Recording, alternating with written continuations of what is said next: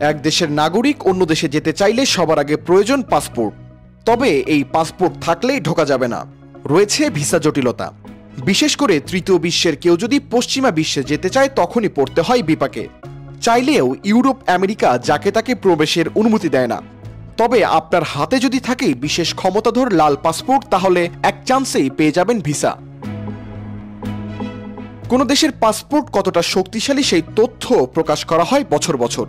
এই পাসপোর্টের ক্ষমতা নির্ধারণ হয় রাজনৈতিক স্থিতিশীলতা, কূটনৈতিক সম্পর্ক, অর্থনৈতিক শক্তি এবং আঞ্চলিক চুক্তির মতো বিষয়বস্তুর উপর ভিত্তি করে। সবচেয়ে শক্তিশালী দেশের পাসপোর্টের মধ্যেও আছে শ্রেণীবিভাগ, যার উপর নির্ভর করে সুযোগ সুবিধা।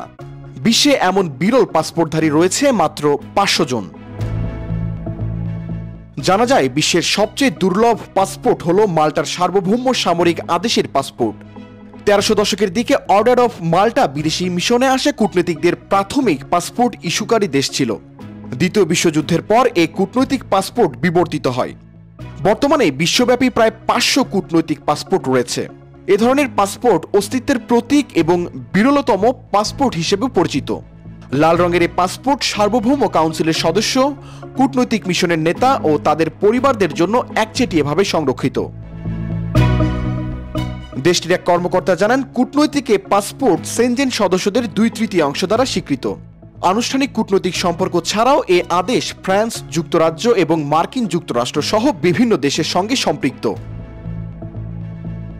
এছাড়া বিশ্বের সবচেয়ে শক্তিশালী পাসপোর্টের মধ্যে অন্যতম হল জাপানের পাসপোর্ট। দেশটির পাসপোর্টধারীরা 193টি দেশে ভিসা ছাড়াই প্রবেশের সুবিধা পেয়ে থাকেন।